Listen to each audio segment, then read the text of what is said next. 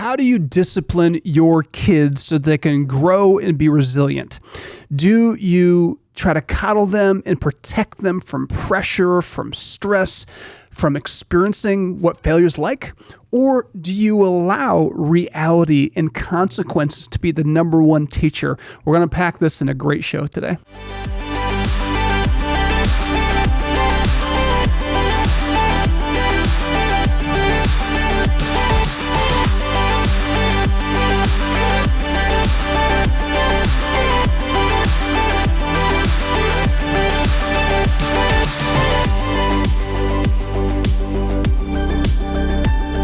Welcome back to the 5-Star Life Show. I'm your host, Coach Seth. I'm joined in studio with my incredible co-host, Coach Mia. Thank you, Seth. How are you? I am living the dream. Yeah, I'm tangling myself here. It's okay. I missed a week in the studio, and I don't know what to do with myself. It's like you've never been here before. I'm back. If you're just tuning in, well, Mia's getting untangled. I want to encourage you to check us out online at 5starlife.org. You can tune into this show anywhere podcasts are streamed. You can also watch us on YouTube at the 5-Star Life. We also have a brand new platform. It's called Your Home TV, a really cool digital platform where you can stream the video version of our show. So check that out.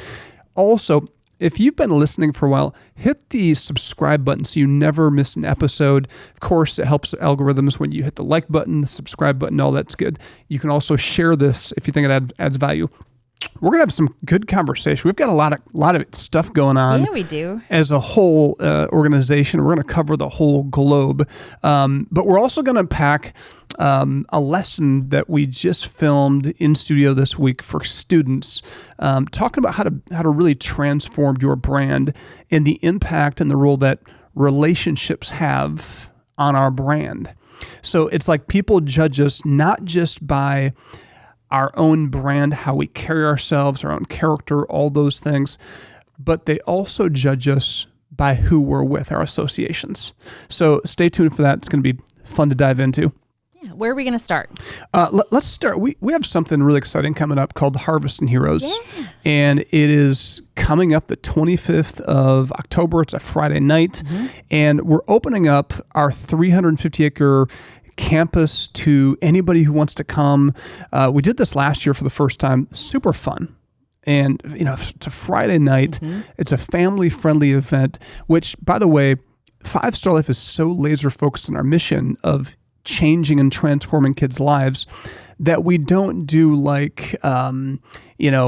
open nights for families and things like that necessarily. So this is kind of that unique time in our calendar where we say, come one, come all, just kind of experience 5-Star and the beautiful facilities we have and participate in some of the things we do. Yeah, and we're going to have some demonstrations with the horses. We're going to have some tours and some fun things for the kids to do. There's a band. Hay rides, food. Yeah. Hatchet throwing, food, drinks, food truck. It's going to be just a great time. Also, you should know there's no gate fee. So there's a bunch of free activities. There are some ticketed things, so bring a little bit of cash, but it's just going to be a fun night. Also, for those of you who are, a part of 5-Star Life, your donors, sponsors, we really want to make sure you use this as an on-ramp to invite people in your network that maybe they want to just kind of kick the tires, but they don't want to skip out and waste a Friday night doing an official fundraiser. They want to bring their family. Yeah. And you know what? It is a great time to invite people because it's so easy, and the campus is absolutely beautiful this time of year. So, yeah, I know the families absolutely loved it. I couldn't believe we had to kick people out. People were hanging out so long. They were loving it. The event was supposed to end at, I'm going to say 8 o'clock or something. Yeah. And it was 8 o'clock and everybody was still there. Uh-huh. And then darkness came. and then the darkness came. And you're out in the country, so it gets dark. So it's going to be great. So October 25th, go to 5starlife.org, and you can see at the header, there's information about that everywhere to register, RSVP, whatever. So check that out. Nice. We also are celebrating this brand new basketball home we have at the Mishawaka Fieldhouse. Mm-hmm. There's so many opportunities right now to get your kids involved with 5-Star. So if they love basketball or are interested in getting involved, we have several things coming up. We have Youth Development League that starts in November, but registration is open right now. So I think we have 2 more weeks to register for the Youth Development League. Is for kids who are just, again, kind of kicking the tires. And you want your kids to be active. They don't have to be great basketball players. This is just, let's see if they're interested. So check out that program. Then there's also a ball handling skills camp with Coach Tone, who played professional basketball. He was the Gatorade Player of the Year in college. Like, he's a stud. So like, if your kids are really interested and they want to get better in their ball handling skills, sign them up for that. And then we have our fall shootout coming up November 2nd. We're supposed to actually have it this coming weekend. It got rescheduled because the facility is just a little behind schedule. So that got bumped back. So there's still time for high school and middle school kids to register for our fall shootout. Super fun. You can invite your son, daughter can sign up. They can sign up with 2 or 3 other kids, and we'll try to put them with kids from their school that they can play together with. And then we'll combine them with other players. So it's just a fun 1-day shootout. They'll play 3 games, and it'll be a great day in the brand new state-of-the-art facility. That'll be fun. It's going to be awesome. Yeah. Hey, we didn't talk about this, but we also are starting clubs at Summit. Yes. Equine and archery. Yes. So again, there's so much going on. So if your child, again, they don't have to be an archery pro. They could have never shot before, but we're starting this archery club where kids who are interested can come, check it out, be a part. The club will be a on-ramp for those who want to join. We're starting an archery team, which is pretty exciting. So if they want to compete, that's something that the club will help lead them to. And then there's one for equine too. So if your kids love horses and they're maybe dabbling, like, hey, do I want to be, do something bigger than maybe just lessons? This club would be a great on-ramp. And then, of course, too, that's going to be a team someday too. We at 5 Star Life love competition. It's so interesting because there's such mixed messages about competition in this current culture. There is, obviously people that are just super competitive and are all about it. And then there's this new wave of thinking that it's really swept in. It's been the tidal wave saying, be careful with competition because you might crush your kids. And it's not about winning. So we're just going to give participation ribbons to everybody. And there's going to be no winners, no losers, because we don't want to crush their spirits. And like, I get that to a certain degree when they're young. And it's why when my kids were little, like, I didn't sign them up for everything competitive when they were super young. I wanted to see if they liked soccer or baseball or what did they want to do when they had spare time? Would they rather shoot hoops or hit a ball? And so we did all those things when they were young, super young, just in the backyard. But then by the time they were 7, we're like, okay, let's get them out there to see if they like doing it with other kids.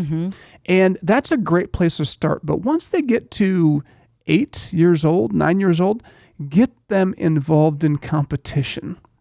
Why, you might ask? Competition, Mia, it's so powerful. Competition is this incredible environment where you can create a real world scenario that our kids have been, a lot of parents, they are sheltering their kids from the real world. They don't want them to experience pressure or pain. And unfortunately, when they step out of the house, they experience what?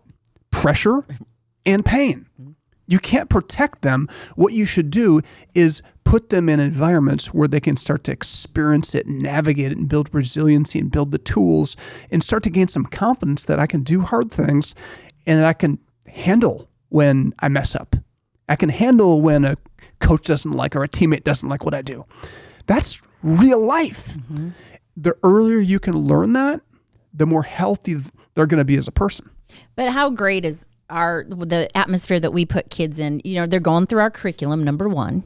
So that's the core of it all. That's right. And then we're helping them navigate what it's like to compete. And you're going to face a lot of stuff. That's right. The pressure is just such a powerful thing.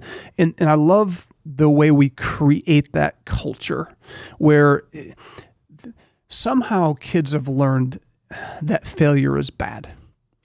And it's like, unfortunately, it's so misleading because failure is a rite of passage to winning. You can't stack. The only way Edison discovered the light bulb was by stacking up losses. He was experimenting with, how do I make this work? How do I make this work? He said, I successfully found 10,000 ways not to create a light bulb before I got to that solution. That's so important to be able to learn and give kids an opportunity to grow and not be stuck in failure. And I don't think we celebrate it enough, quite honestly. I mean, I went round and round with a girlfriend, and we were like creating goals for us at our age. And she said, don't use the word fail. I said, I will use the word fail because I failed. Now, I'm not stuck there, and I'm not going to live there, but I failed. Yeah. And that's what we teach kids. It's like, here's how you parse this. Here's how you separate this. Failure is an event that you can draw a circle around it and evaluate and think critically and then change and figure out how to win. It's not a person. Right. That's the difference. Absolutely. I am not a failure. I failed. Right. Big difference. All right. We got to take a quick commercial break. We'll be right back after this.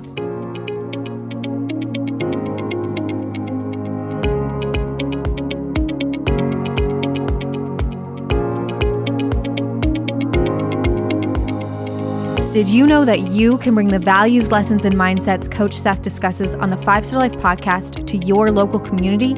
Schools are searching for programs and content that work. Just a simple introduction to your teacher or principal could be a game changer in your community.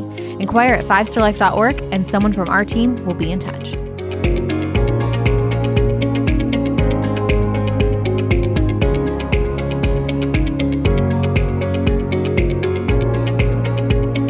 Welcome back to the 5 Star Life Show. I'm your host, Coach Seth, and I'm joined in studio with my incredible co-host, Coach Mia. Thanks, Seth. So, before the break, you were talking about this idea, and it's so in our faces right now, where you don't know where people are going to stand with competition versus no competition, and trying to protect our kids and shield our kids from pressure situations. Question: if your friend doesn't want to use the word failure, how do they explain what words, what vocabulary do they use for failure? You know what? I was so riled up. We really didn't talk about the other words. I was so fixated that I was proving my point that I wasn't a failure, but I failed at a goal that I'd set for myself. And there's a difference. I didn't just miss it. Like, I failed, but I had to reset. So that's where I was. And I'm kind of that person that maybe I can't listen sometimes to the other side, but I'm getting better. You failed to listen. I failed. What you're saying? Are you calling me a failure? I struggled. Just try to think about what words, like, if you didn't fail, I didn't fail, I just didn't win. Can they say you lost? Or is that worse? I'm a loser. Yeah. Because there's a big difference between losing and being a loser.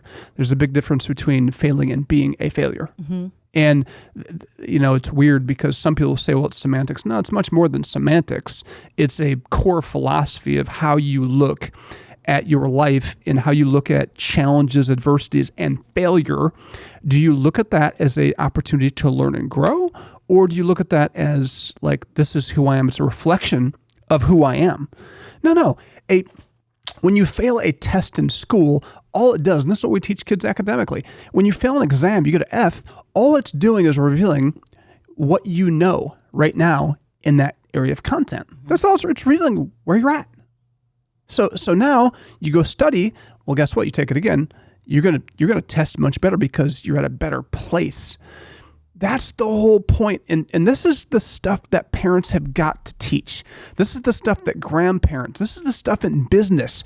Our culture, if we don't have people that are having these conversations about important and pivotal values and ideologies about life and about success, people will avoid pressure and avoid all these things in their life, all because they're worried about hurting themselves emotionally or hurting their kids emotionally. It's like, just get all that off the table, and it's about be free to fail. Mm-hmm. But the excitement and the most successful people, they look at those moments as opportunities to figure it out It's fun, and they become the best critical thinkers and the best problem solvers because they're not worried about failure. Mm-hmm. If you don't, the other side is almost like they don't want to pretend failure isn't there. And then, we said this before, then what is it? I mean, because you're either winning or losing. You're growing or you're failing or you're falling behind. And what does it say about the kids I work? What am I saying? What do I truly believe about my own children if I'm afraid to bring up their failures? Well, what it reinforces is how fragile I really believe they are. Well, and it's also, you got to have, when we talk about this a lot too, as a parent, you have to have those talks. Now, I would never say to my child or a child, you're a loser, you're a failure. But I would say, you know what happened? Like you didn't win. It's really simple. How do you feel about that? Yeah. Not good. Or I don't want to talk about it. Okay. Well, if you don't talk about it, if you don't process it, you don't learn.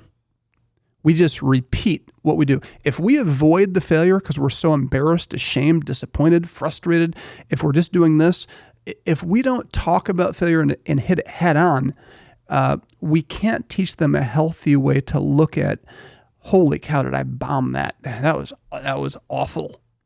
And we're going to talk more about this, but like pain is meant to be the most powerful teacher. It has our attention.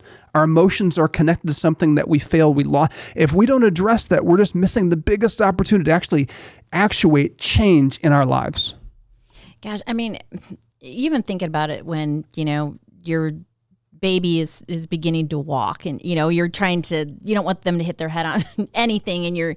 But you know what, if they don't, we can't hold their hand. We can't be there. They'll never learn how to walk. I mean, it's a simple scenario, but I think sometimes we're trapped there in our own fear. Mm-hmm. Yeah, we talked about that. Our SNAP program, I get to sit with parents, and we talk a lot about this concept. One of the direct connections to, there's a correlation between parents who have a hard time challenging, appropriately correcting, and talking about the failure of their kids. There's a direct correlation to that in kids who are in failure and stuck in a cycle of failure. So learning how to do this in a healthy way and to address it, again, to your friend's point, that's usually where parents are stuck. They're associating the behavior, the action, the failure with them as an individual. And so what's wrong with you? And then it becomes almost like passive aggressive, where they love their kid and they're trying to prop them up and they're trying to love them and they're trying to give them everything, cushion them from failure. But then when they do fail, or when they freak out, or they have a meltdown, or they make terrible decisions, they soften the fall so they don't feel it. And those kids, I call it reality discipline. I'm kind of getting in my head of myself because I want to talk about that a little bit. Me and my wife with our kids failed so much. It's impossible not, like, talk about failure. Yeah, exactly. As parents, it's the hardest thing in the world we ever do. And you just think you're succeeding with the one kid, so then your next kid comes along, you think you'll do the same thing, and they've got a totally different personality, and none of it works with that kid. So it is tough. Mm-hmm. But one of the things I committed to as a dad was I committed to reading a parenting book just about every year, because I wanted to keep growing as a parent. They don't send you home with a manual, but we have the internet. There's podcasts. There's so many books and so many great things about parenting that we're kind of without excuse to say, nobody told me this. I get that, but it's important that we go get the information to help us. Simple thing, reality discipline. When our kids make a bad choice, have a meltdown, throw a fit, disobey, don't listen, lie, whatever, it's called reality discipline. You let the reality of what they've done create a natural consequence that they can feel. Okay. Pain is the most powerful teacher. Today's culture, parents are being misled down this dangerous path of thinking that they can talk to their 3-year-old in a tantrum, and that's the gentle, wise parenting thing to do. That's the newest the newest rage is to just talk to your kids to death, and that they're going to learn something. And there's so much research that says that's a horrible idea. Why? Because as human beings, we learn from failure when there's pain involved. And now, as parents, I'm not saying you have to manufacture something. The reality discipline is letting the reality of their situation create the pain and the learning for them. So, and we're just about out of time, so I'll try to be quick. I'm trying to think of an example. If your grades, your grades are so low, and you have a failing grade. I just had this happen 3 weeks ago. My son has an F in one of his classes, or had an F in one of his classes. And he was talking to his mom, and he said, luckily, once basketball season starts, you can have up to, I think it's the second F, where you're ineligible to play basketball. I said, yeah, but that won't matter, because in the Most home, you can't have any Fs and play basketball. He's like, what? I was like, yeah, you kidding me? Like, you're going to be in my home, you're going to be a Moss and have an F and play basketball? There's no way. He couldn't believe it. I was like, yeah, that's the bar. So the bar is set where he knows where it is. If he crosses it, it's his own doing. Mm-hmm. The reality is he won't be able to do the thing he loves. It's not me, it's him. Mm-hmm. I have a bar, the school has a bar. That the reality is setting the culture, right? Right. But why as a parent today is that so painful? I mean, I see so many people that couldn't even last 2 days, with that consequence. Yep. Well, we're out of time. We got to take a quick break. We're going to come back on this topic that's really good.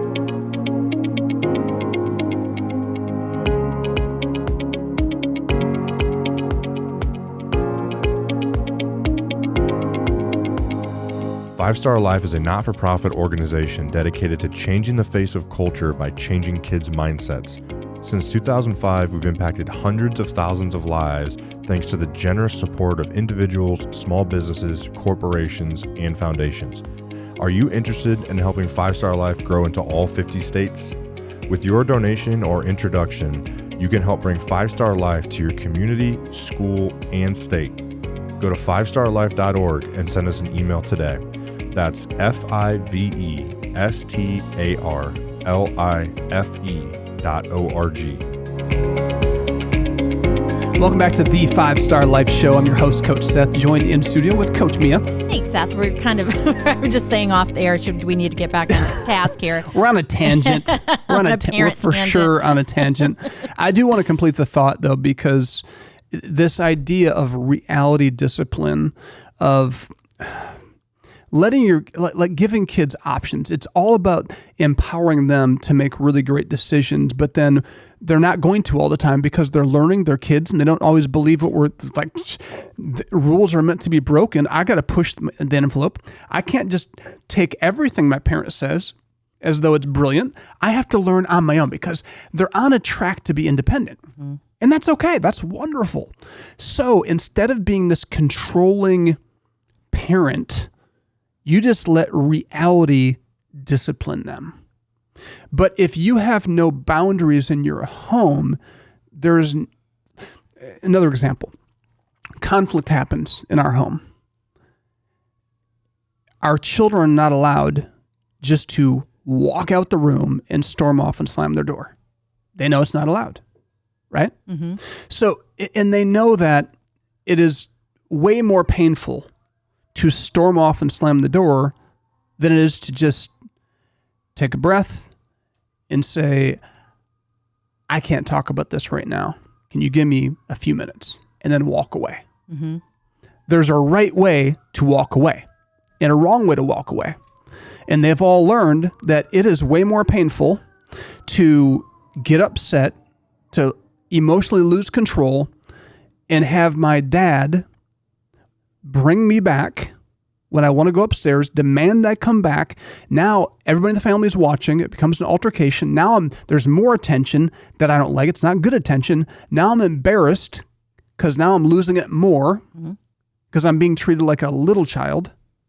And so the energy, the time, all the attention, it's too painful. I'm not trying to make it painful. And the key is I'm poised. Right. I'm not yelling. I'm not screaming. I'm not mad. I'm just like, oh hold on. Come on back here. We're going to finish this conversation. If you need time, come back and tell me you need time. But you can't just storm out of a conversation. That's how you never leave a conversation that way. Well, guess what? All of our kids, they've learned how to do those things. Are they perfect? No. But they're learning the right models. And they've learned by reality.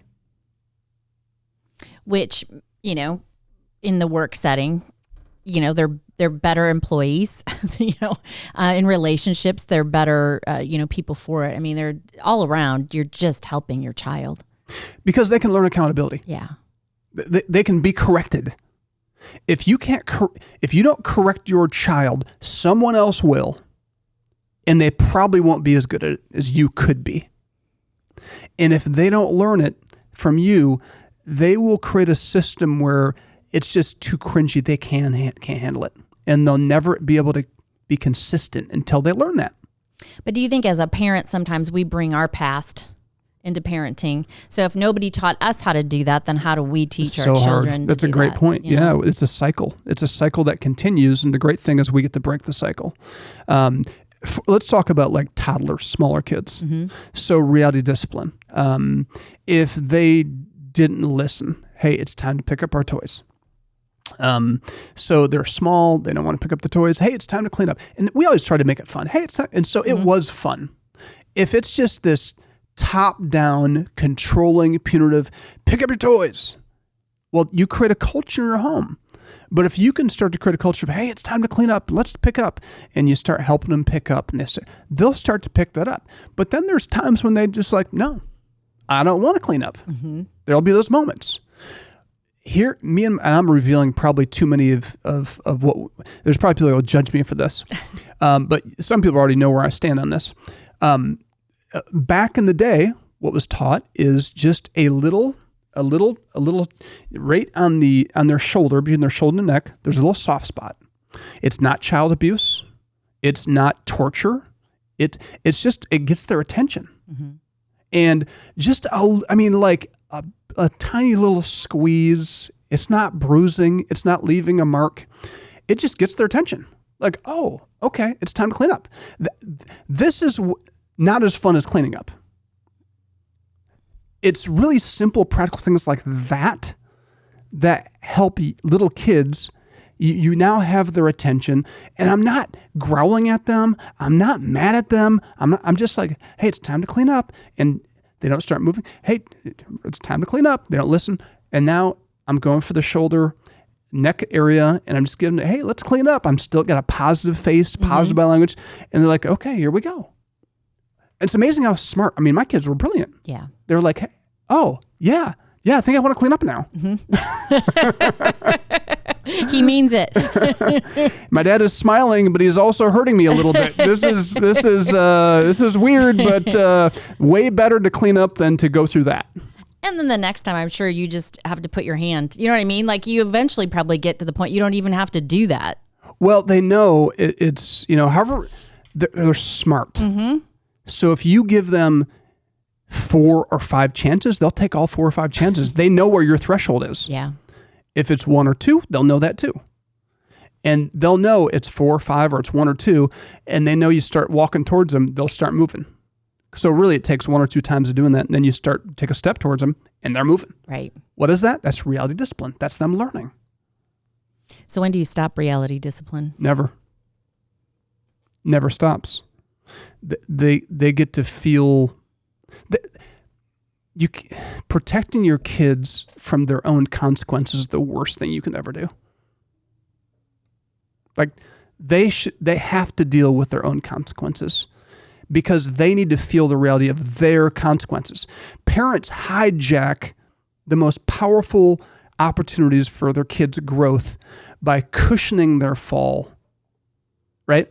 And it's either cushioning their fall, or the parents are so afraid of themselves, so triggered themselves, they come up with their own punishment. So now the kid is looking at the parent as the punisher, as the controller, as the dictator, and they rebel against that instead of just saying, man, I'm so sorry that happened to you. What are you going to do? Man, and that's important. And as a parent, how many times do you step in and hijack that? And because you think you're doing the right thing. Oof. Yeah, it is. And again, I've done it. We all have, but we all have done it. Right. The important thing is to catch it and to change and to make sure we're setting our kids up for success. And what I've found is there are some really hard moments where it's the neck pinches, it's the stuff that you have your own bar on, that you're creating those things. What you're looking for as a parent is you're looking for as many opportunities when nature and the situation can be the punisher or can be the teacher, not you. Mm-hmm. So in those opportunities are failures in class, stuff that goes on at other clubs or programs, or use 5 Star as that place, right? 5 Star is a great place for your kids to learn and grow and teach because we will correct it. And I love that you use the word teacher versus punisher, because I think too, as a parent, then you're guilt-ridden because you take that role as punisher, and it's truly nobody wants that. Well, that's the biggest mistake is when we parent. I think this whole wave of passive parenting is come out of the fear of the impact punishment can have on your kids. And at 5 Star, we never punish kids. We always discipline. Mm-hmm. And as a parent, you should never punish your kids. You should always discipline your kids. So if there's something that happens, you use that as a time to teach. That's what discipline is. You think of the word disciple, teacher, mentor, guide. That's what we're talking about. Punishment is for the executioner. It's for the warden at the prison. It's punitive. Mm. And we rebel when we feel controlled and trapped by those things. So interesting conversation, but so powerful as a parent to just, again, this is not a shame and blame session. This is just a conversation to help you think about where you're at as a parent and how you discipline and how you help your kids. And feel free to reach out if you have questions too. Leave comments on our Facebook or YouTube page or anywhere a podcast or stream. Send us feedback and questions that we can dive if we're not addressing certain things. This is what I do in Snap. We spend a lot of time going into direct situations where parents saying, what would you do in this situation? How do you handle this? So we love those scenarios. What a great atmosphere. And it's all, you're with like-minded people, same situation, so there's no judgment. Yeah, and these parents have great feedback for each other too. Good. All right, we'll take a quick break, come back with more after this.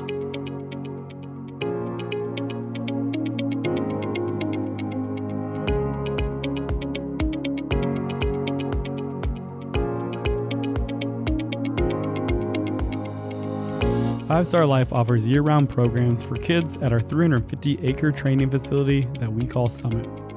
These programs focus on 3 core components. First, each program includes lessons from our curriculum that targets kids' mindset. Secondly, each program teaches a skill like equine, archery, blacksmithing, basketball, fishing, boating, and many more. Thirdly, our programs connect kids to mentors we call coaches, who are trained to help kids live a 5-star life. Go to 5starlife.org to learn more or sign up your kids.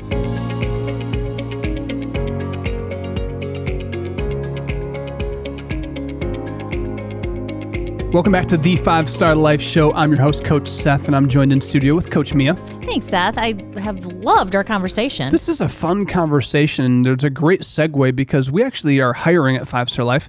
We're looking for more people that you're listening to this conversation, or maybe you're thinking of somebody like, oh my gosh, this person would be so good with your 5-star kids.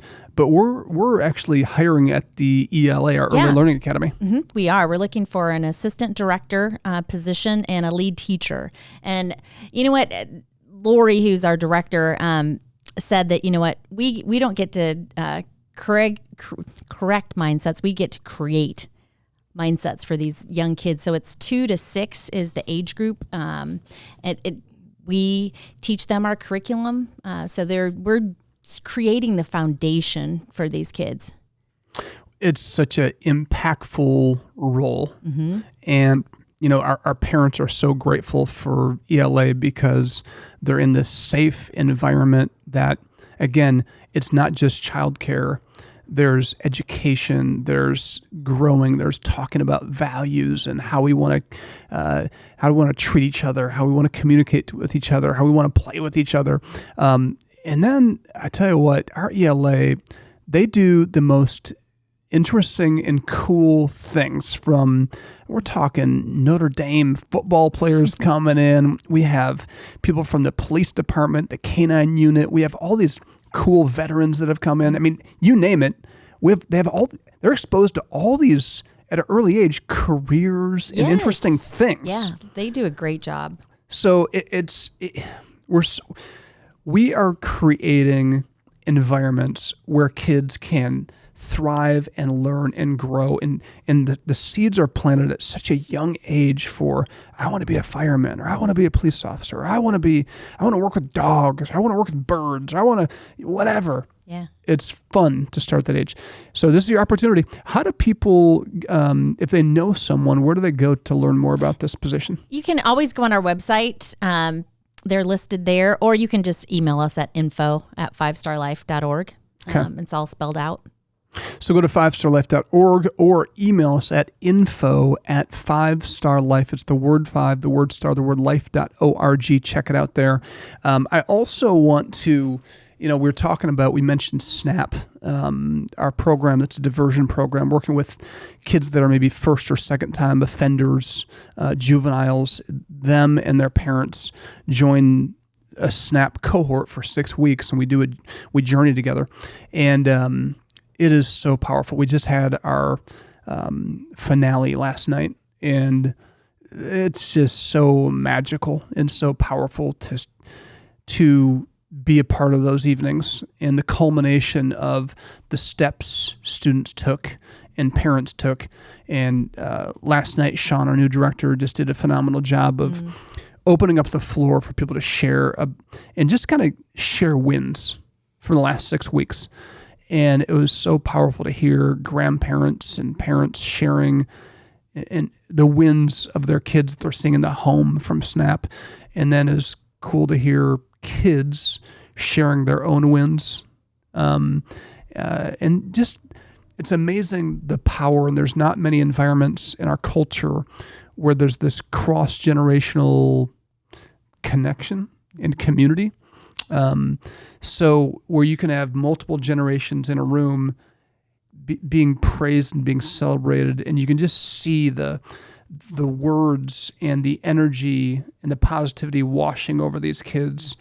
And it's so powerful. It's hard to quantify how powerful those nights are, but it's one of the reasons that so many families re-enroll in the program.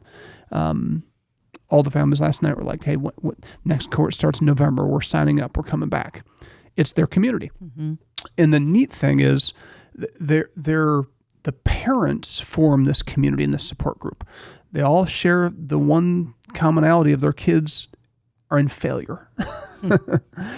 And they have a safe place. So like last night, I overheard several people talk about, I was on the phone with Crystal till 11 o'clock last night. And I was like, they're supporting each other. How cool is it when we create an environment where we're teaching and leading and challenging, but now they're connecting and they're a support structure for each other. To have another parent that understands, oh my goodness, that's hard to find. It is. And you know what, if you've ever had a child that's struggled or been in trouble, first of all, you know what I mean? You start to blame yourself. You're embarrassed. They're embarrassed. I mean, there isn't a lot of communities out there that even somebody would say, hey, you doing okay? You know, you kind of just shut yourself off and people shut you off. But I love that SNAP opens all that up. Yeah, and the exciting thing about Snap is it's scaling. So we're growing. We've had a series of meetings, and we're going to be growing this into Elkhart County. It's in St. Joe County. We're growing it there, but we're going to be adding Elkhart County. So really what I want to make sure we share here too is we're hiring, but we're also looking for volunteers. Mm-hmm. If you're interested in coaching, mentoring a group of boys in our Snap program or girls, or if you have a heart for parents and you're a parent, you've been through the process, you'd love to come alongside a group of parents, please go to 5starlife.org. And you don't have to commit to anything. Just fill out some information. We'll sit down with you and we'll go through a process of learning where you want to plug in and where you fit. So don't wait to get involved, or at least put your information in there because you think you're going to sign your life away. There's on-ramps and off-ramps. Trust me. If it's not a good fit, we don't want it either. Right. And there's other places you can volunteer too. We also have positions. We have a first impressions cleaning position that's open right now. You'd go to all of our campuses. So it's if you love that first impression of when you walk into somewhere that we call it tour ready.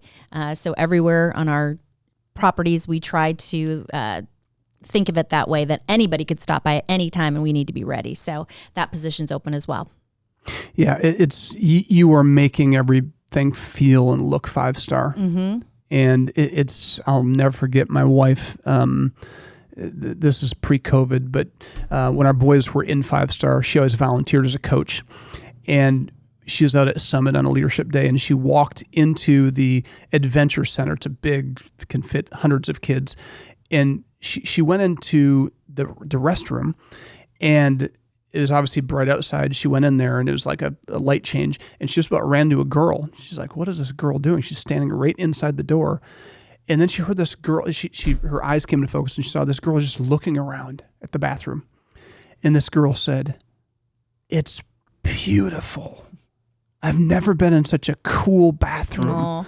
And, that's what first impressions and some of the details that you and Jim go into making things look it's not crazy expensive, but there's just creativity.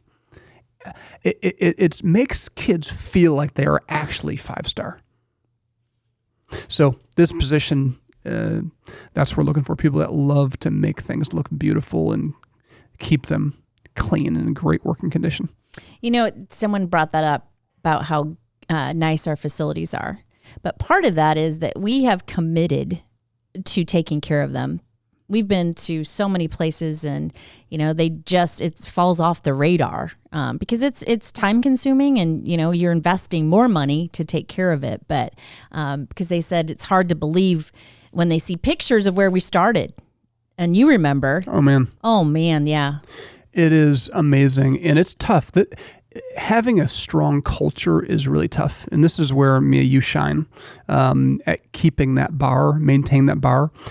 That's a hard job because maintaining a culture, setting the bar is one thing. Everybody loves the idea of 5-star until you're the staff member that left the trash in the corner, or that were tired and you didn't want to. It was 6:30 at night and you didn't want to clean up. Well, they're going to hear about it. And so you end up helping them toe that line. So creating that bar is easy, but keeping it is tough, and you do a great job of it. Well, thank you.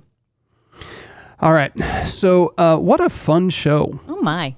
So much going on, from Harvest and Heroes coming up October 25th to, what's going on with 5-star basketball and opportunities for kids to be in competition in pressure situations where they're going to be coached, challenged, where they can build skills, gain confidence. And then the conversation about parenting and reality discipline, not being the safety net for our kids, from them learning from reality, from situations. I think that's some good stuff to think about as we move on. It's awesome. All right, remember, we're hiring. We'll see you next week, same time, same place at 5-Star Life. At 5-Star Life, we are changing the face of culture through education and sports by changing the most important piece of a human being's life, their mindset. If you are interested in being a part of our journey, please visit 5starlife.org for more information on volunteer and donation opportunities.